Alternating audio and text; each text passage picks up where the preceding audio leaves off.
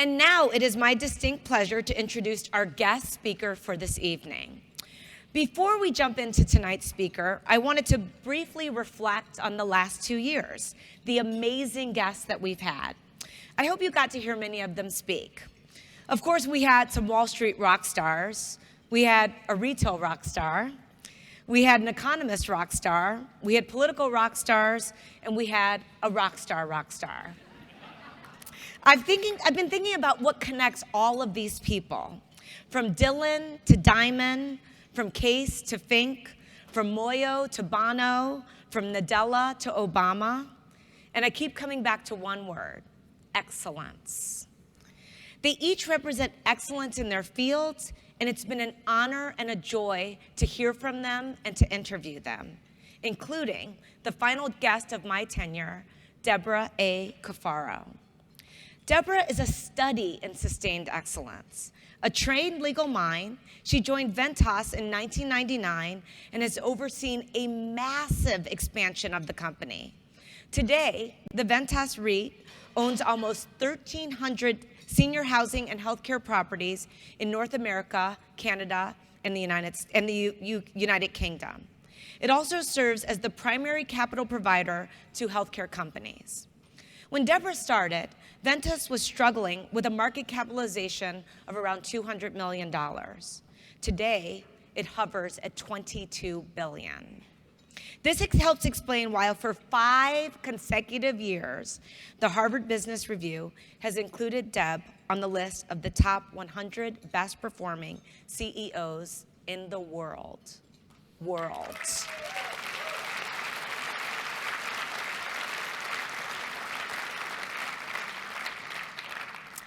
Ventas is both a booming business and a boomer business. As you all know, there are about 77 million baby boomers, and 10,000 turn 65 every single day. As they age, their healthcare and housing needs will grow. When you hear numbers like that, Debra's vision of Ventas as a $100 billion plus organization doesn't seem like such a stretch. Her story of success is textbook American dream. Debra's parents were first-generation American. Her father worked as a mailman in Pittsburgh, and Debra said that she came out of the womb loving the Steelers. I don't know how Bears fans feel about that. She was in the crowd at the Three Rivers Stadium with her dad in 1972 when Franco Harris caught the immaculate reception and made it into the end zone. I have no idea what any of that means. But she does, and that's all that matters. Along with a love of the Steelers, Debra's parents instilled in her a love of learning. Debra attended Notre Dame as an undergrad and then got her JD from the University of Chicago and clerked for a judge in the 4th District. Debra's approach to any opportunity has always been, in her words, quote, to try and add a tremendous amount of value. She believes, and I agree, that when you come to work every day and ask the question, what can I do to make this company successful, good things happen. Outside of Ventas, she's a mother of 2 and the chair of the Real Estate Roundtable. She's on the board of trustees of the Chicago Symphony Orchestra, and, as you heard tonight, she's the next chair of the Economic Club of Chicago.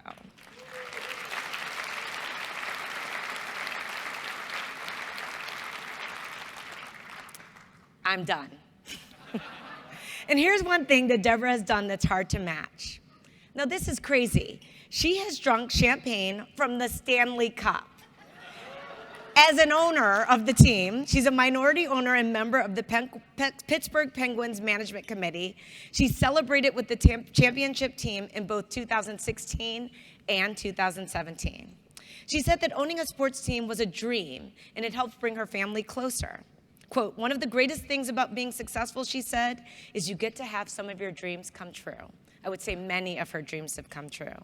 I hope to hear about some of those dreams tonight, but before Deb gives us some introductory comments, there's a video that I'll ask you all to turn to. You can roll the video. What does the future of healthcare look like when its potential is fully realized?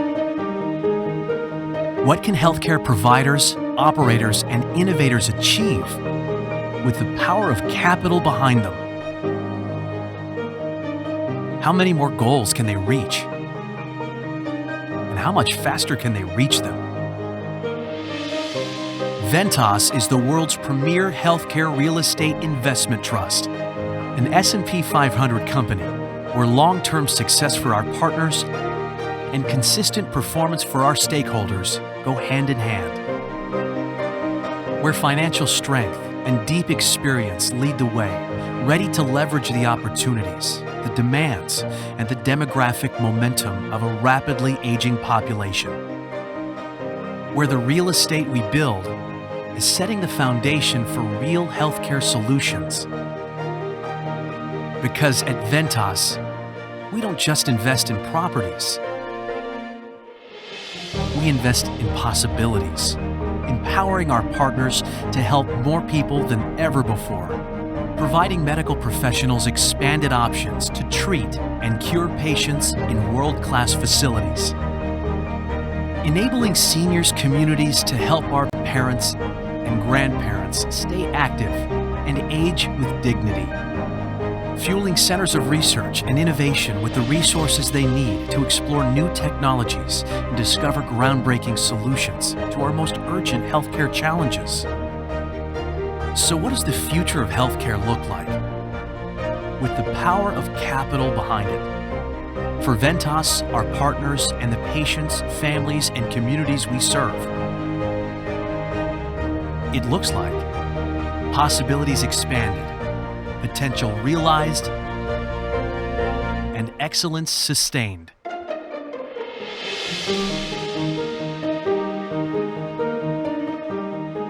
Ladies and gentlemen, Debra A. Cafaro.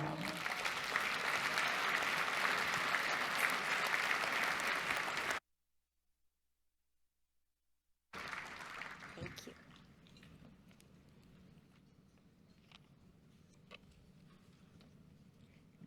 Good evening, everyone, and thank you so much.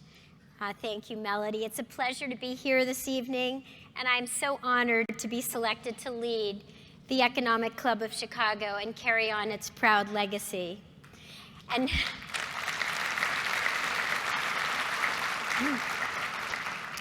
personally, I'm just overwhelmed to be here with so many friends and colleagues and family.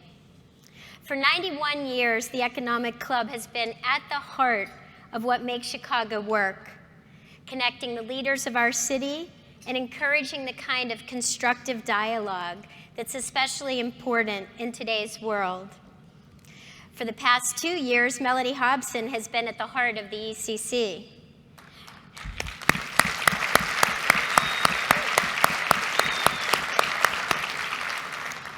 Mellody is a brilliant businesswoman and a phenomenal leader, and every square inch of Chicago and every person who lives here is better off because of her work and because of our community work that she has done. So thank you so much, Mellody. So she's been a spectacular chair of the club, and I'm excited to build on the momentum and accomplishments of the previous chairs, many of whom are also here tonight, and to work with Donna and the world-class ECC team on all of your behalf. So, as my little bio pointed out, everyone in this room comes from different places and backgrounds. We all represent different industries and sectors. And this year, the club made a bold decision to go outside the corporate world and select someone from commercial real estate. But, you know, I know that all of us here have one thing in common, and that's a sense of purpose. A sense of purpose that drives us and motivates us and keeps us going day after day. I did learn my purpose early. I grew up in a working class neighborhood in Pittsburgh, which looked a lot like those working class neighborhoods throughout Chicago. My father was a mailman. My mother was a high school valedictorian turned stay-at-home mom. Both were first-generation Americans, children of immigrants.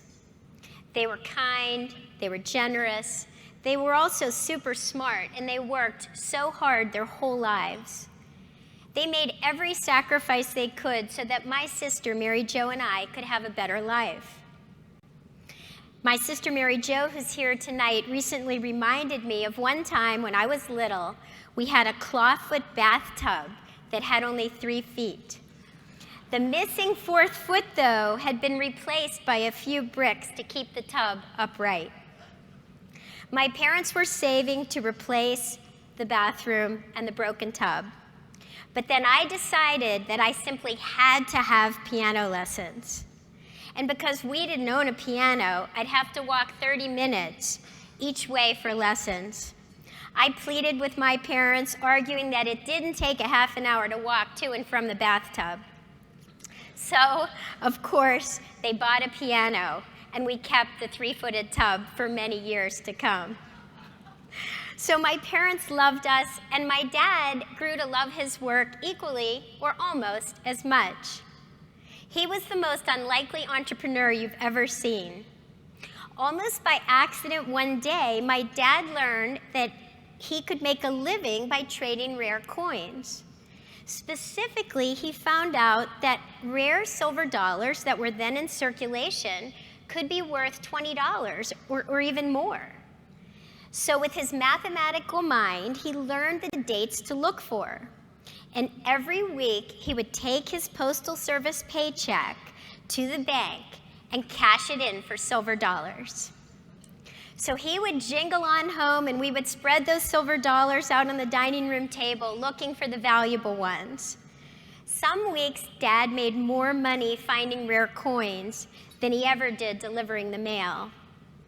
So eventually, after years of working 2 jobs, Dad opened his own little coin shop in downtown Pittsburgh.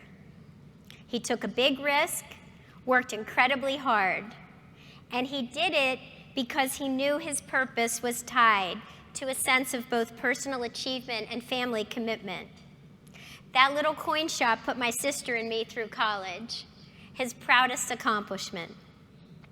When I was asked to join Ventas as CEO, his example inspired me.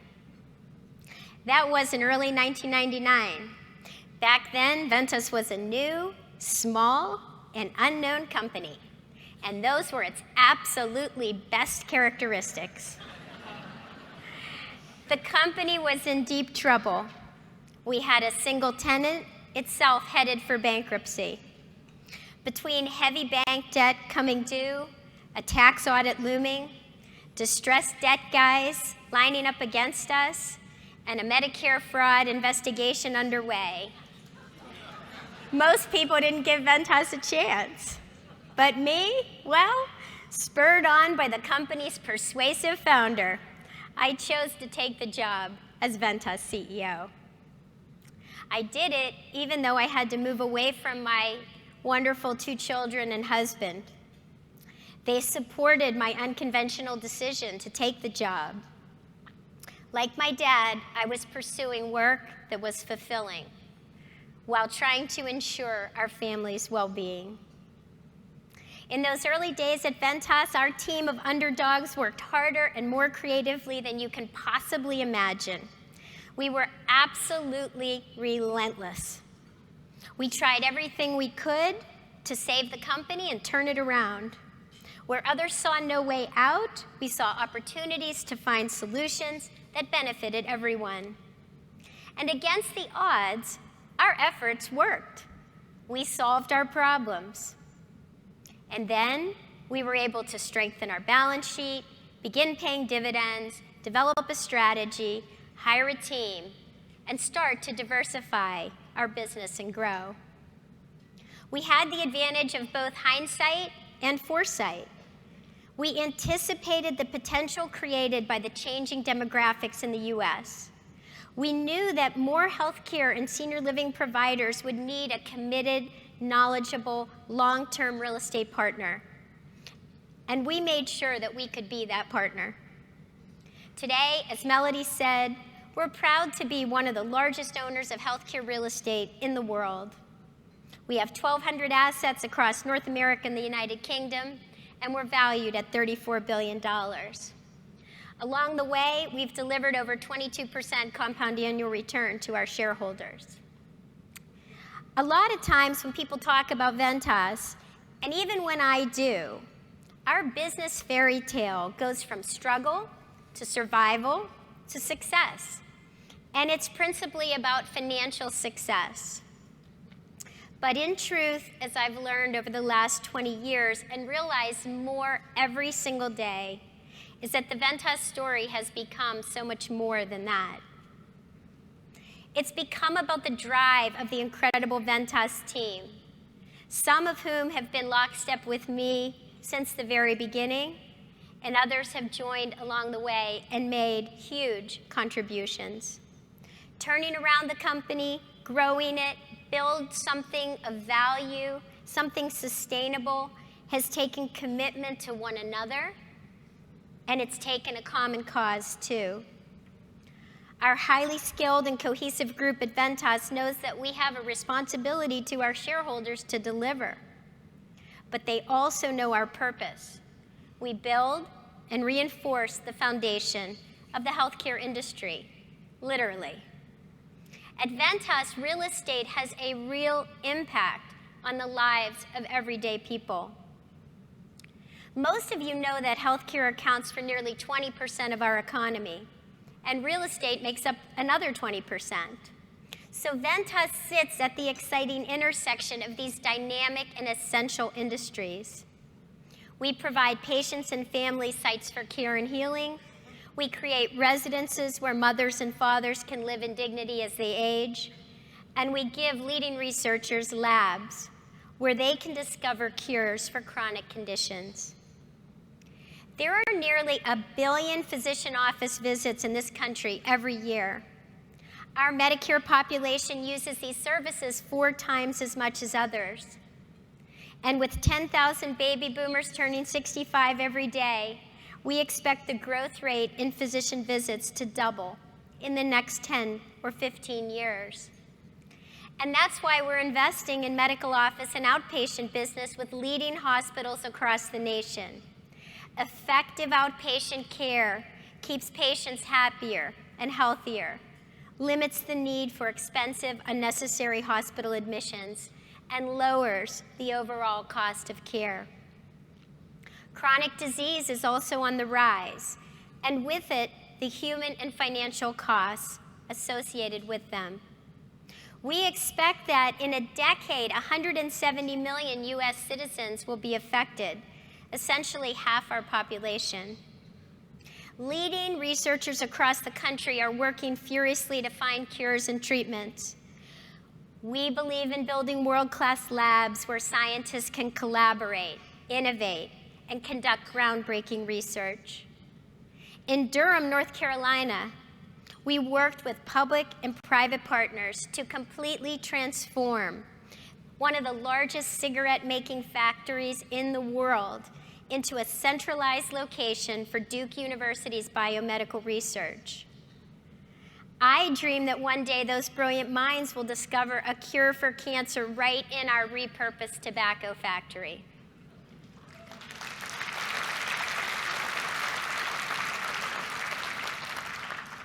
And just as chronic diseases are on the rise, the number of seniors is growing. Our country now has 12 million individuals over the age of 80. We'll have 20 million of the over 80 soon. These individuals deserve a secure place to live with dignity. And that's why we own high-quality senior living communities and partner with the leading providers of care. Providers who care deeply about the residents and families they serve. The benefits of communal living for seniors are boundless. Residents at these communities can stave off loneliness, get assistance with tasks of daily living, and benefit from programming specifically designed for joy and engagement. We have couples in our communities who are dancing together in their 80s, and one resident, ironically named Orville, who just took his first flying lesson after a lifetime of dreaming to learn to fly. When this kind of engagement happens, seniors are healthier, they spend less time in the hospital, they pay less for health care, and their families are so much happier. One dear friend's mother lived in one of our communities for many years while she suffered from Alzheimer's. It was incredibly difficult, but she had the same caregiver put her to sleep most nights for all those years, and that improved her life and heartened her family. Collaborating with caregivers and providers like these, and using our capital, experience, data, and commitment to enable and accelerate positive results, that is the true measure of our success. I'm really proud that as a public real estate company with a clear mandate to serve shareholders, we're also part of the healthcare solution in this country. But we're just one part. And I'd like to take a moment to speak to our large and complex healthcare system. As a nation, I believe we are obligated to provide basic health care for all of our citizens.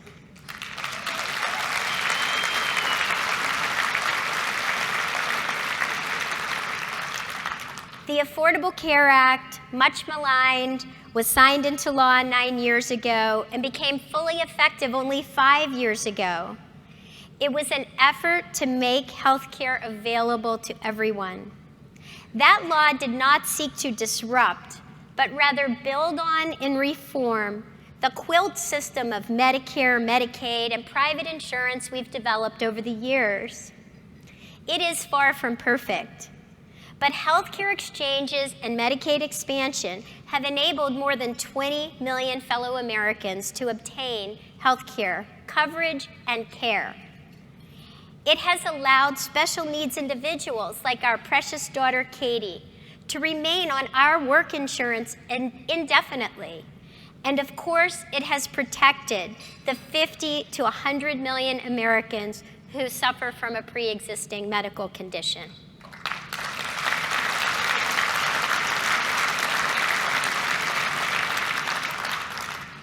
That's a heck of a start. Yet still 29 million people remain uninsured, and there are increasing efforts to weaken insurance markets and reduce the number of people using the ACA for coverage. I suspect that most of us here aren't directly at risk. We are, of course, the lucky ones. But the situation affects us all, ethically and financially. So let's recommit to supporting the programs and policies that work and reforming them where needed. Let's recommit to ensuring that everyone has access to basic health care so we can all be part of the solution.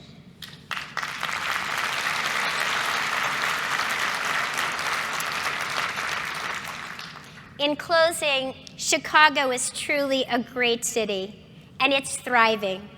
We're experiencing unprecedented business growth, and we benefit from having the most well-educated workforce of any big city in America.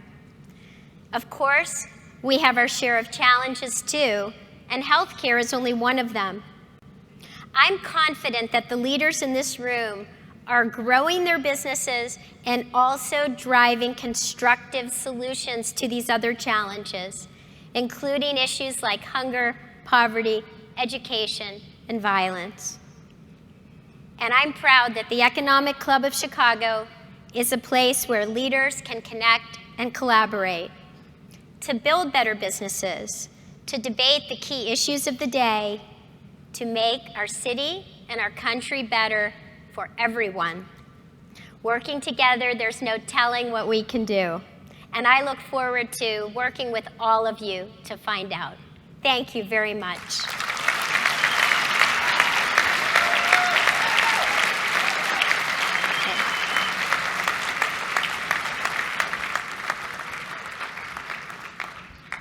Great job. Thank you. I want to start at the beginning.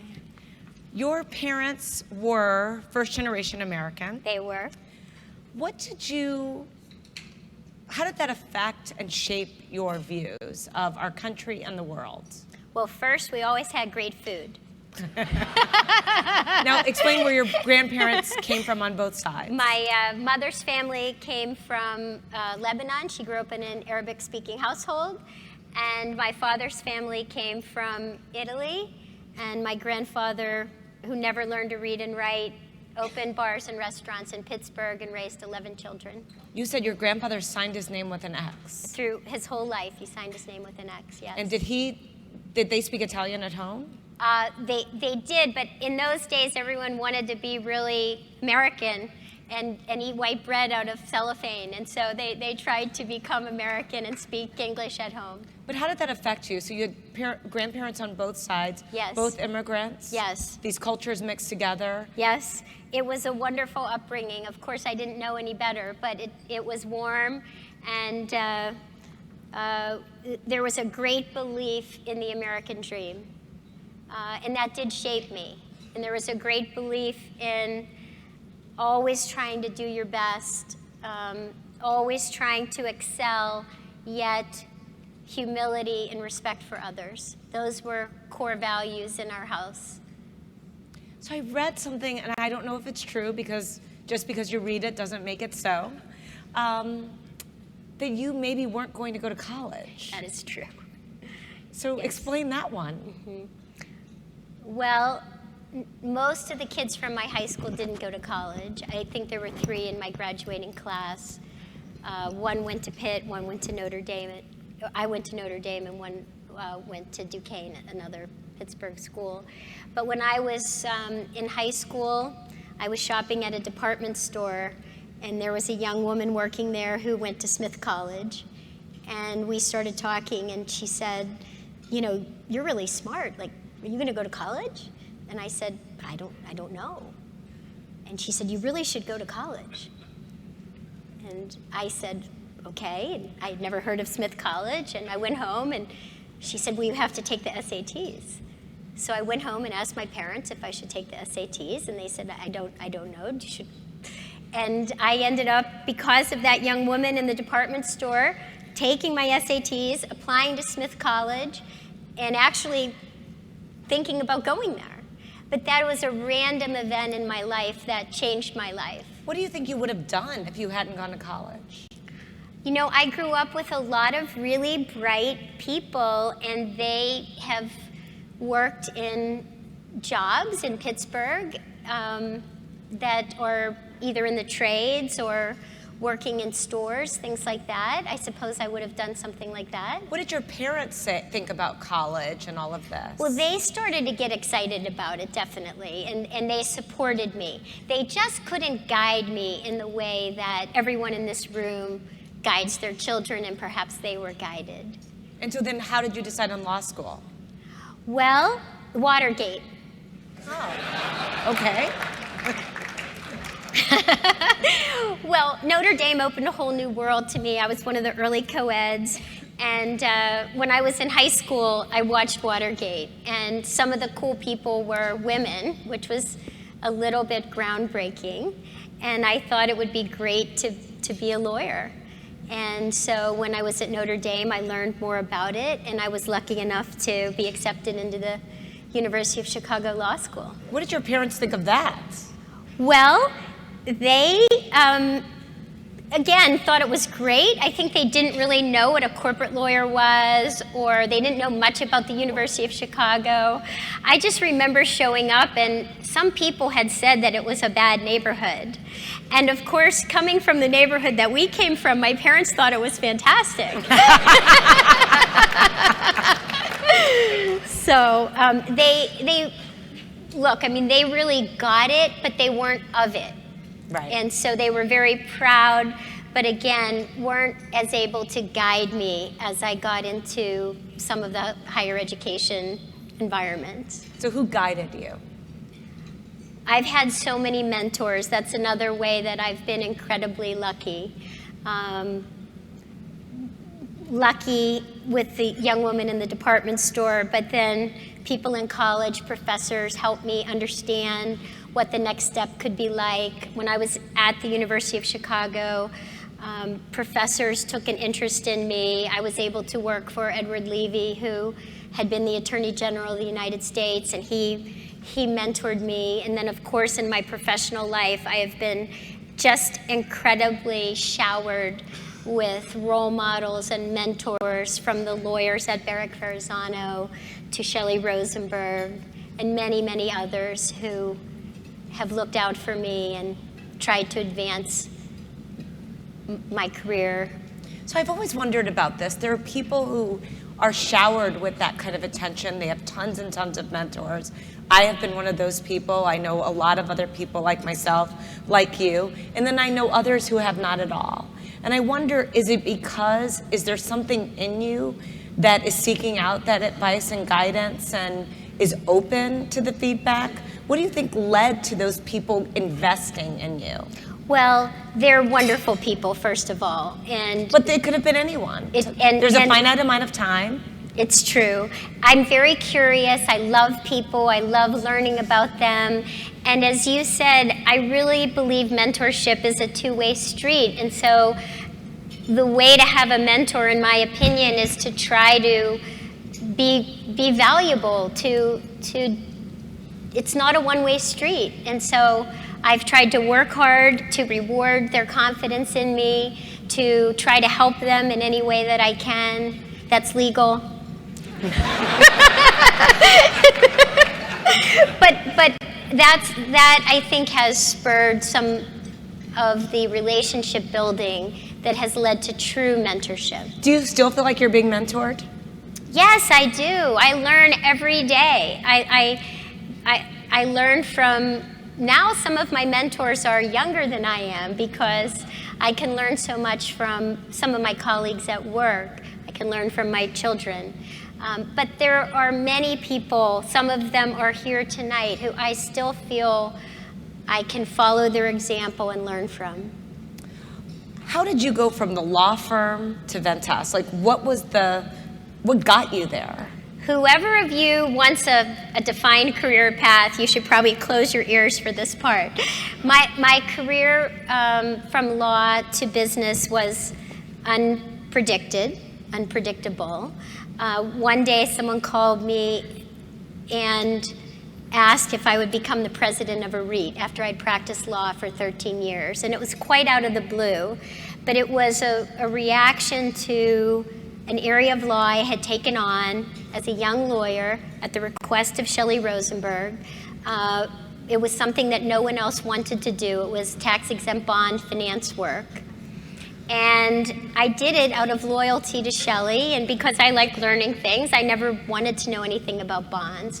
But in the course of that, I developed a small cottage industry in it, and in the course of representing the old Continental Bank, I met a CEO of a REIT, and he is the one who ultimately asked me to be the president of a REIT.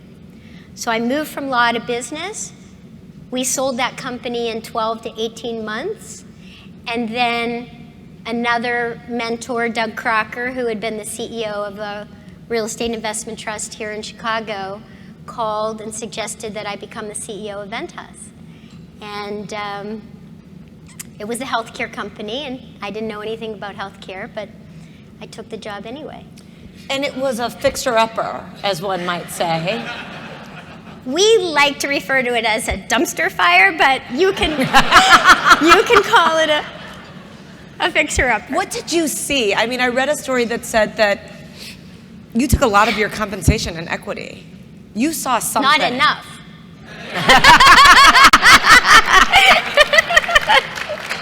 Very good. You've done okay, though.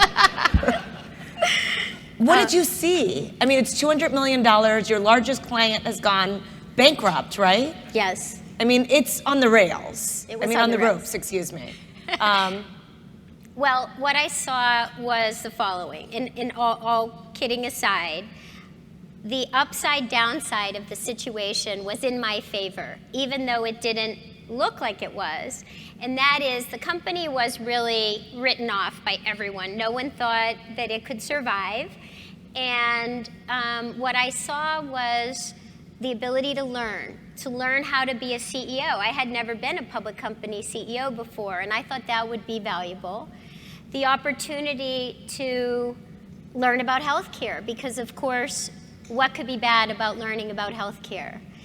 And the chance that somehow, if we were able to find a way to save the company, we would be able to create significant economic value and perhaps build a great company. And I really believed at that time that if it went the other way, that there was enough in it that it would be a worthwhile experience. And no one would blame me. And I will say too, I noticed that CEOs were a little bit like coaches. And that is, people wanted to hire people who had been coaches, even if they really hadn't done that great of a job. And so I thought, I can at least do as well as that. And so I took a risk. And I do think women are, it's harder for women to do that. I want to unpack a lot that you've just said. So I want to start with, did you feel fear? Mm-hmm. You did? I did feel fear. And fear's okay, but mastering fear is better. Right. I did. Yeah. Which is courage. Courage is overcoming fear. Yes. So you were courageous. You said that no one, okay, that's a lot of nodding. Did you think that no one would blame you if it failed because it was such a long shot? Exactly. So there was just like, you know, I mean, it was a jump ball. Yes, it looked like there was all this downside, but I really thought that the downside was quite small. Okay, then I want to get to this part about the fact that women maybe don't take those risks typically. You did a couple of things that I thought were fascinating. One, you left your family. Yes.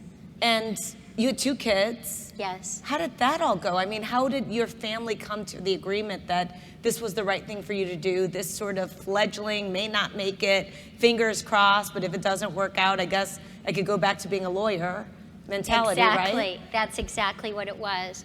Well, my family's wonderful, and they believed in me and believed in the decision that I was making, and one that we made together, of course, but that it would ultimately benefit our family and was something I really wanted, I was burning to try. So leaving them on a regular basis, how hard was that?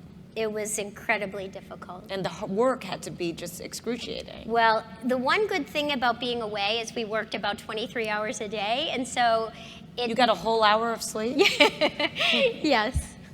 What's that, with food, showering, and everything else? Exactly. An hour? I'm efficient. Okay, so a lot of people say, I believe you. A lot of people say that as women, we get the opportunity when it's kind of, there's nothing else to lose. They call it the glass cliff. Exactly. You know, we get the fixer-uppers as opposed to, you know, the rising, the company that's going to the moon. Is there any truth in that for you? I didn't even know about the glass cliff then, and I'm glad I didn't. It sounds a lot like that situation now, because I always do think, well, did Doug really think I was the right person for the job? Or would no one else take it? And so... Do you know the answer to that? I think I know the answer to it. I do think there is some statistical truth to the syndrome that you've described, the glass cliff, where women are often given more challenging assignments. But it's not always true, for sure. So do you think that because you had taken the risk, because you knew it was a long shot, and if it didn't work out, you felt like no one would blame you, did that take pressure off of you, or did you feel a lot of pressure? It was a lot of pressure. And what was the pressure that you were feeling? Well, performance pressure.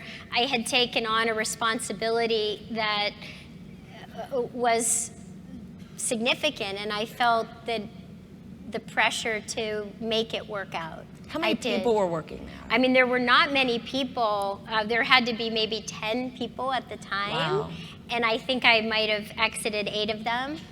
Exited. I love when people say that. So, but we formed a team in those days of really the greatest outside advisors that you could have, because we couldn't really attract the best caliber of people. So thinking about how to win in that environment really required bringing in a team of incredible experts. Okay, so then take us from that to $35 billion in enterprise value. How did you win?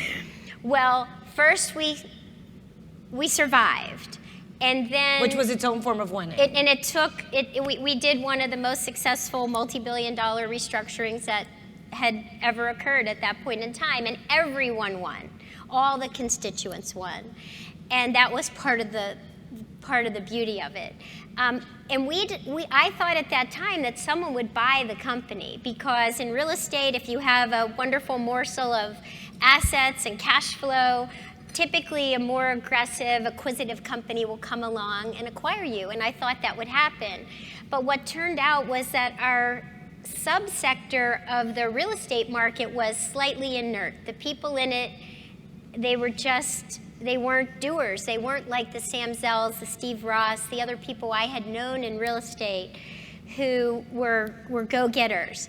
And so we kind of looked around and said, there's this great demographic. We have this great cash flow now. We have a wonderful tenant who has a sustainable capital structure. They're still the largest provider of long-term care in the US. Maybe we can make something of ourselves. And so in that, we then developed a strategy. We hired a team, and we just began to execute it like nobody's business. And that really was 10 big M&A deals, lots of acquisitions, lots of new partnerships. I'm fast forwarding, obviously, 15 to 20 years, but lots of acquisitions and lots of great team building and attracting the best talent in the industry to Ventas. What was it about your leadership, one or two things, if you could isolate, that are unique to you that contributed to this success? One is just relentless hard work and I hope some intellect, but mostly I want to get people around who have the same drive and commitment, and I won't leave them alone until they join us, and then I won't leave them alone after they join us, because we want to succeed. Were those people easy or hard to find? They are mostly hard to find because they're the best at what they do, and they're great people, they're great partners, and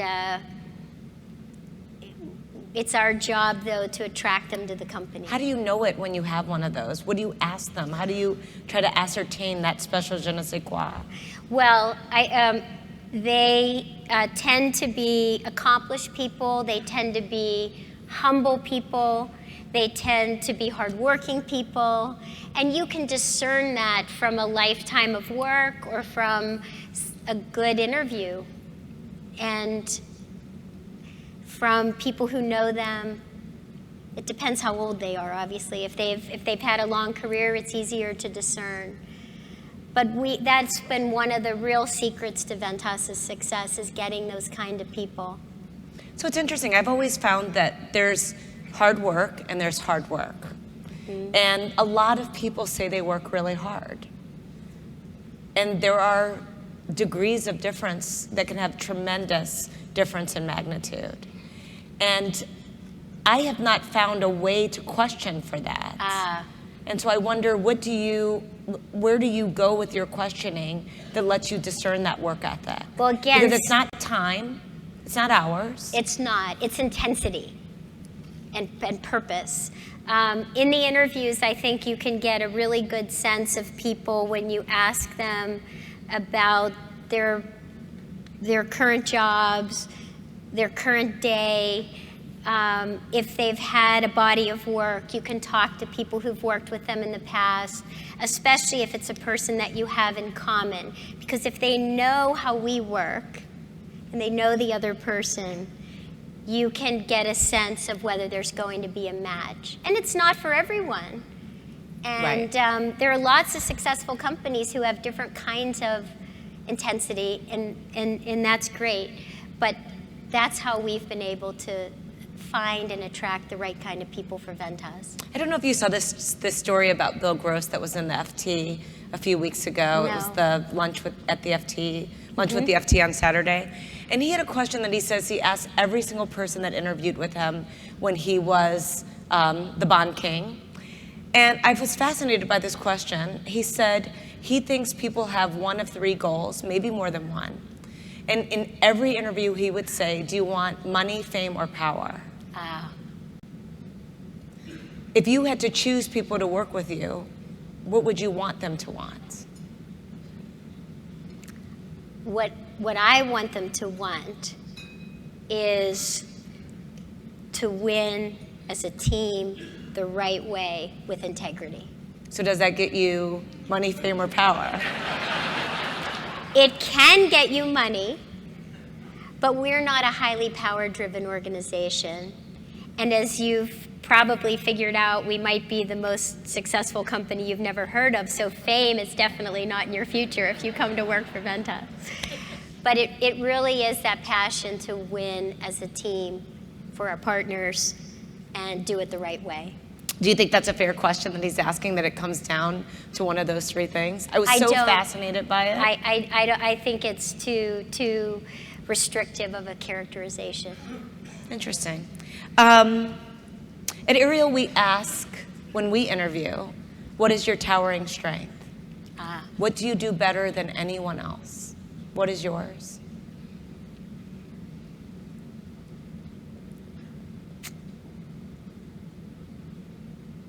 Gosh, I guess I won't get the job at Ariel. We couldn't afford you. I mean, it really is I like to build. Got it. I like to build teams. I like to build companies. Do you need a vision for that? You have to have a vision, yes. Do you have a different vision than most people? You saw something in a company that was nearly bankrupt. I do think that we have had some insights over the years that could be called vision, whether it was understanding the opportunity in healthcare real estate, the opportunity to acquire it, the demographic story, the opportunity to institutionalize a real estate asset class that theretofore had been a niche business. So we did see things differently. And in many of the verticals that we've invested in, including our new university-based research and innovation business, I think we're seeing opportunities in segments earlier than others. And that's resulted in a lot of shareholder value, whether it was medical office and outpatient, whether it was senior housing, whether it was research and innovation with universities. If you look back on yourself and this career that you've had, that it's been phenomenal, can you see an evolution in your leadership style? Still, the core is that same hard-charging girl from Pittsburgh. And that's the core, but I hope I've gotten better. I hope that... What would be better? What would be better is, understanding our people better, understanding what motivates them, being more thrilled by their success and visibility than my own. And I'm not there yet, but I hope that I've improved. So you are at this intersection of real estate and healthcare, giant industries, both that come with unique challenges. Which one's harder? Healthcare is definitely harder. Oh my goodness, yes. I mean, real estate is my first love, and it is a great, great business, and it's a wonderful business, and we create these wonderful spaces. But healthcare is so complex, and I love it because it's intellectually stimulating, but it is much harder. And the people who deliver the care are people I admire enormously. Well, I'm going to come back to healthcare. Let's go to real estate since that's the easier one. Oh, okay. And let's talk about real estate in '08. Okay. And specifically, what occurred there, which was the heart of the meltdown. Yes. Could that happen again? I do not see signs right now of another financial crisis or great recession. The real estate markets themselves are in fairly good equilibrium. Capital flows are generally good. There are some excesses in pricing, but not a lot of overbuilding, not a lot of overleverage. And of course, the banks are in much better financial condition as well, and that's a key component. There were stories yesterday and the day before about, in the Journal, about house flipping being back. House flipping. Yeah, I was really surprised by that people are back to being house flippers as a career. Any views on that? Well, I've always lost money on my homes, and so that's not an area of particular expertise, but it is a yellow flag for residential real estate, obviously limited to very few markets. So let's take the harder of the two, healthcare. Okay. So help us untangle this mess. So the first question I have is very simple. Would you repeal and replace Obamacare? I would reform the Affordable Care Act. So that's a no. How would you reform it? Yes, I would definitely. How would I reform it? I mean, the exchanges. Well, first of all, I would enable more of the states to expand Medicaid. That's been a great success. Thank you. The underinsured population is double in the non-Medicaid expansion states as it is in the expansion states. There have been referenda in 3 states this year where voters have said to their elected representatives, we want you to expand Medicaid, and yet even in those states, the elected representatives are trying to do less of that or not do it at all. So we need the insurance market to be buttressed. We need to... With government support. With government support until it gets stabilized, and for certain populations, perhaps for a longer period of time. I do think the equal partner of coverage is that we pursue initiatives that make healthcare more efficient and deliver it at lower cost. So what does that look like? What does that mean practically? Well, that's a huge subject, but it can include things like more sensible end-of-life care that people really want. It can mean things like more aligned incentives. It can mean things like population health management. It can mean things like more transparency. So there are lots of initiatives. Many of them are underway in the healthcare system today. They're irreversible. In fact, they're underway.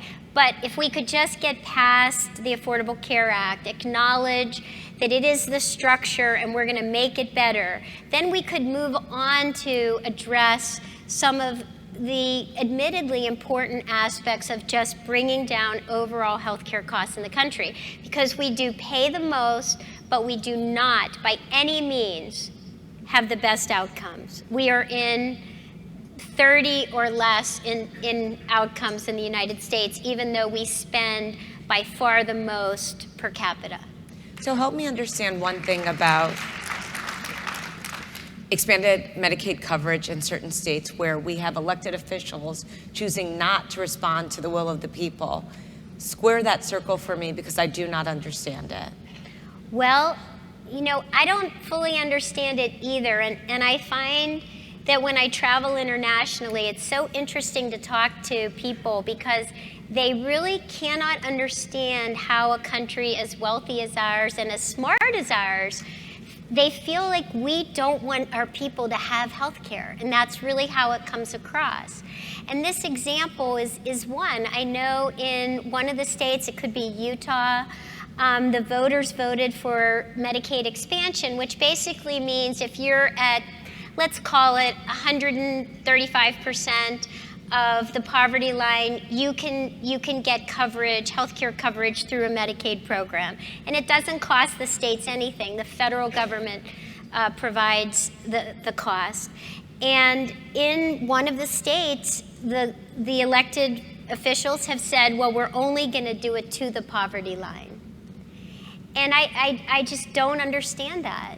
And until, though, there's enough people who believe that we need to elect representatives who will fulfill those mandates, then we will keep getting the same outcomes that we're getting now. Is healthcare a right? I believe that every individual has a right to basic healthcare. And thank you.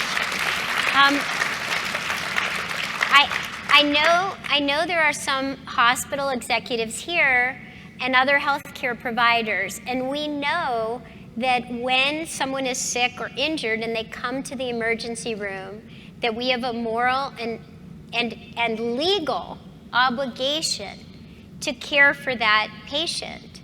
And when that happens, that patient is getting health care in the most expensive way.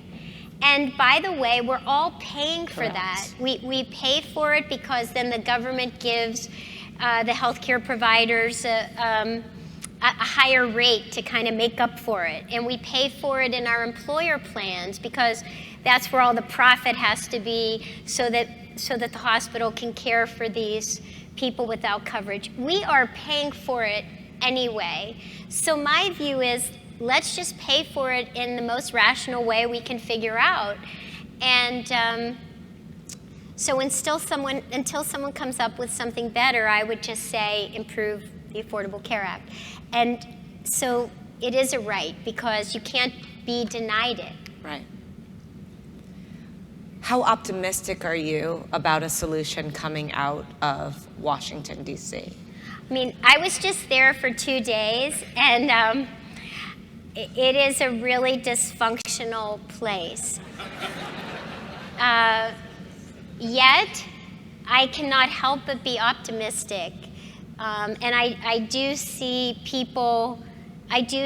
public opinion and people continuing to fight for the right to have basic health care. And I think ultimately that will prevail. So switching gears, how'd you buy a hockey team? I mean, where'd that idea come from? Well, you may not know what the Immaculate Reception is, but that was the greatest football play in NFL history, at least according to everyone in Pittsburgh.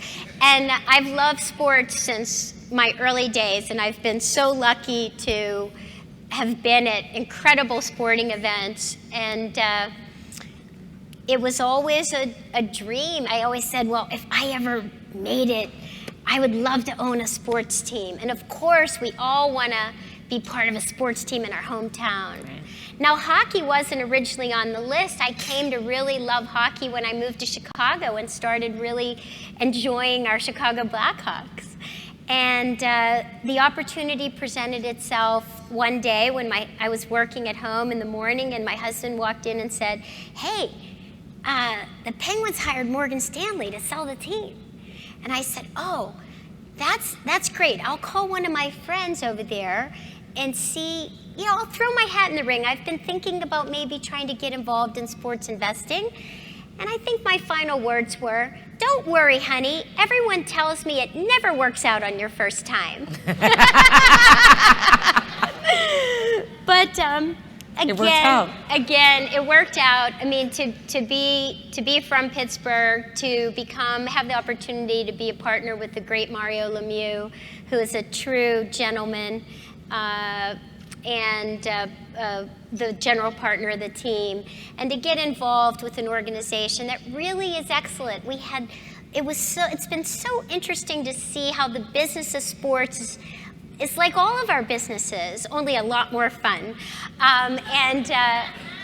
So it turned out we knew the CEO of the team, that my husband and I had grown up. He had gone to high school with my husband. And again, it was this luck, this kismet that has followed me throughout my life. Everything fell into place. And we were lucky enough to close on our interest in the Penguins right before they won 2 Stanley Cups. And it's been really incredible. Which also means... By the way, I have no idea what was in that Stanley Cup when I was drinking from it. I was going to say, the one thing it also means, 2 Stanley Cups means the value went up. I hope so. So that kismet, that luck, one form of your luck is now you will be the chair, passing the mantle, working with Donna, who is phenomenal. I agree. And the entire team at the Economic Club, Katie and everyone who is so great there, a well-oiled machine. Yes. What do you want to accomplish as chair? Well, I think we've created tremendous momentum here at the club. The kinds of speakers that you've had over the last 2 years, the kind of crowds we've convened. I want to build on that momentum. And I do think the club is going to play an increasingly important role in Chicago as we go through the big political changes that we have in the city and the state. And the people in this room can be such a constructive, unifying force for the state and the city. And I hope that we'll be able to bring some of that during the next 2 years. I think you're going to be great. Thank you. So I want to end with a speed round. Oh, my. Really fast. Okay. Fast, fast, fast. Best decision you ever made?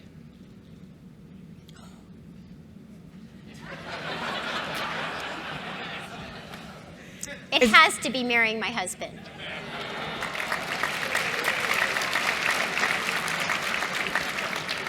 Worst decision you ever made?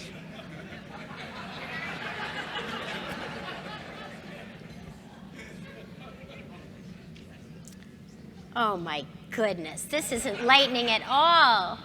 Worst decision? Probably not buying a company who shall remain nameless. Tell me the person who's had the biggest influence on you outside of your family. Shelley Rosenberg.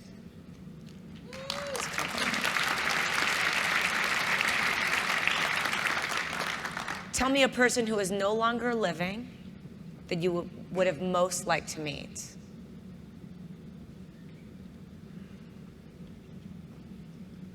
No longer living. Abraham Lincoln. Tell me the most talented CEO you've ever met. Jamie Dimon. Tell me a dream that you have yet to accomplish.